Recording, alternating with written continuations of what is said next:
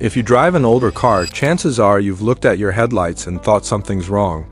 They used to be clear, almost like glass. Now they look yellow, cloudy, foggy, like they're wearing sunglasses that never come off. You are not alone. This happens to millions of cars, no matter the brand, no matter how well you've taken care of the rest of the vehicle. It was one of the most common problems that walked into my garage year after year. And it's not just about how the car looks, although that matters too. A car with cloudy headlights looks older than it really is. It can make a well-kept vehicle look neglected from the outside. If you drive a car you've owned for years and taken good care of, that one detail can be the difference between it looking cared for or looking like it's on its way out. Your headlights are also your eyes on the road at night. When they turn cloudy, less light gets through, and what does get through is weaker and scattered in the wrong directions instead of pointing straight down the road. That means less visibility for you, less time to react if something unexpected happens, and less confidence behind the wheel on a dark road you don't know well. It also means other drivers may not see your car as clearly as they should. And if you ever plan on selling your car, cloudy headlights are one of the very first things a buyer notices. It's a small detail, but it can lower the value of an otherwise great vehicle. Here's the part that frustrates a lot of people. They try to fix it, they buy a spray from the auto parts store, they rub in some toothpaste because someone online swore it works. And for a few days, maybe a couple of weeks, it actually does look a little better. Then the cloudiness comes right back, sometimes worse than before. That's because most of these quick fixes are only touching the surface. They are not solving what's actually happening underneath. And until you understand that, you will keep spending time and money on fixes that never really last. My name is Mike. I spent decades working in the garage, fixing cars for regular folks just like you. I have seen almost every mistake a car owner can make when it comes to headlights, mostly because I made a few of them myself back when I was starting out. I'm not here to sell you anything complicated. I'm here to explain in plain language why your headlights actually turn cloudy and how to fix that problem for real instead of covering it up for a week or two. By the time this video is over, you will understand your headlights better than most people who work behind a parts counter. So let's start with the real reason this happens in the first place. Most headlights today are not made of glass. They're made of a hard, clear plastic called polycarbonate. It's lightweight and it resists cracking, which is good for safety. But it has one weakness. On its own, it does not hold up well against the sun.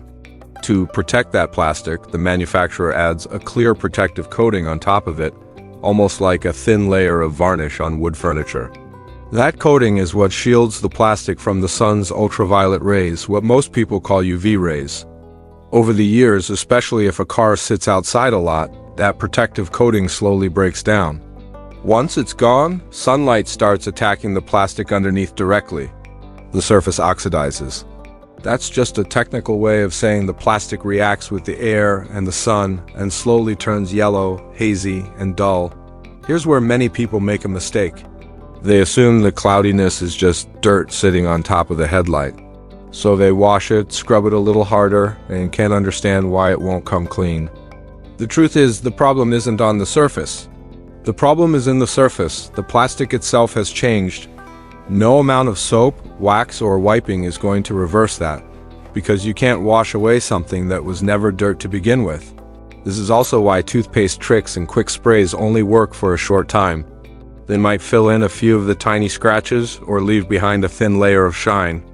But they are not removing the damaged plastic, and they are not putting real protection back on top of it. So the moment the sun hits it again, the cloudiness returns. A real, longer-lasting fix works differently. Instead of covering the damaged layer, you remove it. Then you smooth the plastic underneath until it's clear again. And finally, you seal it with a fresh layer of protection, so the sun cannot damage it again right away. That's the real difference between a fix that lasts a few days and one that can last you years if you take care of it. Let me walk you through exactly how that process works, step by step, the same way I would do it on my own car. The first step is simple preparation. Park the car somewhere shaded, and if you've been driving, let the headlights cool down completely before you start. Working on hot plastic can cause problems later on, so a little patience here goes a long way. Gather your materials ahead of time. You will usually need a few grits of sandpaper, some masking tape, a microfiber cloth, soapy water, a plastic polishing compound, and a UV protective sealant made specifically for headlights. Next comes cleaning. Wash the headlight and the area around it with plain soap and water. This step is simple. You are only removing loose dirt, bugs, and road grime, so the surface is clean before any real work begins. Now here is a step that people love to skip, and it's the one I really want you to pay attention to. Protecting the area around the headlight. Use masking tape to cover the paint, the trim, and any rubber seals nearby. Sandpaper and polishing compound are rough materials.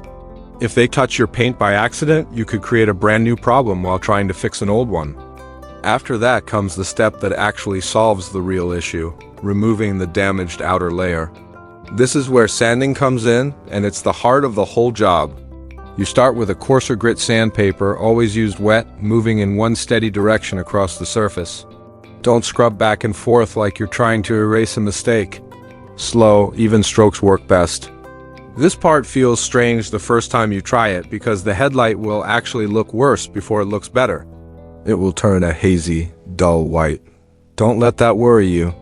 That means you are actually removing the damaged plastic, not just pushing dirt around. Once the yellowing and the heavy oxidation are gone, move on to a finer grit sandpaper and repeat that same gentle motion. Many people work their way from a rough grit up through a few medium grits and finish with something very fine. Each grit removes the tiny scratches left behind by the one before it. That is how the plastic becomes smooth again, one careful step at a time.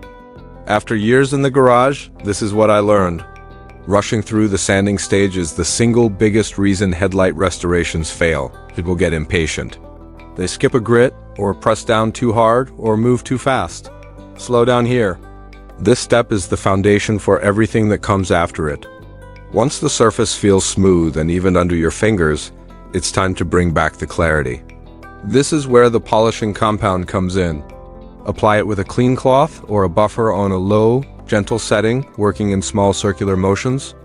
You will start to see the plastic go from cloudy white to clear again, almost like watching fog lift off a window on a sunny morning. If you are using a power buffer, take it slow and keep it moving. Too much heat in one spot can do more harm than good.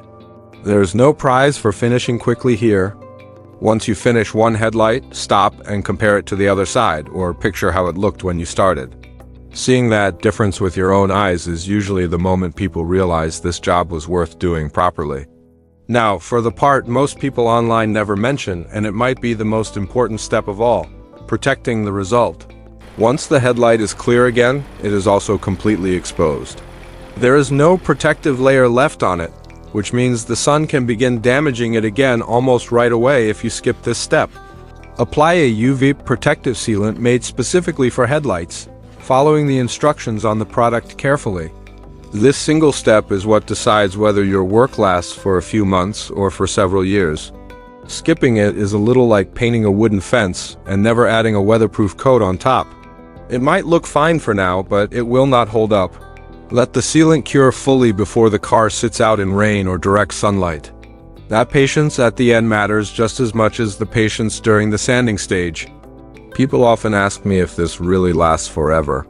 I would rather give you an honest answer than a promise I cannot keep. Nothing outside lasts forever, especially something facing sun and weather every single day of the year. But when this is done properly, with real sanding and a good UV sealant, it can last for years, not weeks. And if you ever notice it starting to fade down the road, you can simply reapply the sealant instead of redoing the entire job from scratch. Most people don't know this, but a little bit of yearly maintenance, just checking your headlights once a year and adding a fresh coat of protection when needed, is what separates a fix that lasts one summer from one that lasts for years. So here is my honest advice from one garage guy to another. Don't waste your money on quick sprays and kitchen remedies that only hide the problem for a few days at a time. Take a little time to understand what is actually happening to your headlights. Do the job right the first time and protect your work once it is finished? You do not need to be a professional to do this. You need patience, the right steps in the right order, and the willingness to slow down exactly when it matters most. That is really what fixing cars has always come down to, in my experience. Understanding the real problem underneath, and taking care of it properly instead of just covering it up and hoping for the best. If there's one thing I hope you take away from this, it's that you can trust your own hands with this job. You just have to respect the process. Take care of your car, and it will take care of you.